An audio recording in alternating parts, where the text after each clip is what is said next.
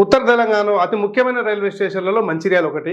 Mancherial railway స్టేషన్లో Vande Bharat express ఆపాలని చాలా కాలంగా అంటే అది స్టార్ట్ అయినప్పటి నుంచి కూడా ఇక్కడ ప్రజలు విజ్ఞప్తి చేస్తున్నారు.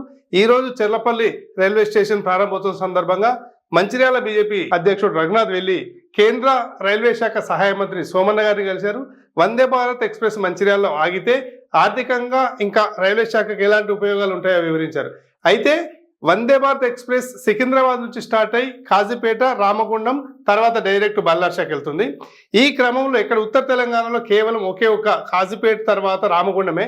హైదరాబాద్కి బల్లార్షా సెక్షన్లో మంచిర్యాల స్టేషన్ అనేది చాలా ఆదాయము.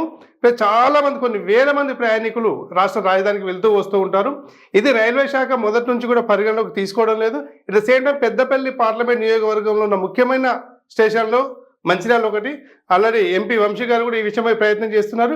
బట్ ఎందుకో రైల్వే శాఖ ఈ విషయమై ఇంకా సరైన నిర్ణయం తీసుకుంటలేదు. ఇప్పటికైనా నిర్ణయం తీసుకుంటే ఇక్కడ బోగిలు తగ్గించాల్సిన అవసరం లేదు. ఇప్పటికీ వందే భారత్ ఎక్స్ప్రెస్లో నాగ్పూర్ నుంచి సికింద్రాబాద్ వెళ్లే బోగిళ్లలో కెపాసిటీ అంటే సీటింగ్ ఆక్యుపెన్సీ తక్కువ ఉందని చెప్పేసి ఒక 10 బోగిలు తగ్గించడానికి నిర్ణయం తీసుకున్నారని వార్తలు వస్తున్నాయి. 20 బోగిలు ఉన్న వందే భారత్ ఎక్స్ప్రెస్ను బోగిలు తగ్గించకుండా మంచిర్యాల రైల్వే స్టేషన్లో ఆపగలిగితే ఆదాయంతో పాటు ఈ ప్రాంత ప్రజలకు కూడా ఎంతో సౌకర్యకరంగా ఉంటుందని చెప్పేసి ఈరోజు రఘునాథ్ గారి దర్శనాలు వీళ్ళందరి సూచనలు విజ్ఞప్తుల మేరకు త్వరలోనే మంచిర్యాల రైల్వే స్టేషన్లో వందే భారత్ ఎక్స్ప్రెస్ ఆగి ఈ ప్రాంత ప్రజానికానికి, ఈ ప్రాంత ప్రజలకి, హైదరాబాద్ రాకపోకలకి ఎంతో సౌకర్యంగా ఉంటుంది కాబట్టి ఆగుతుందని ఆశిద్దాం.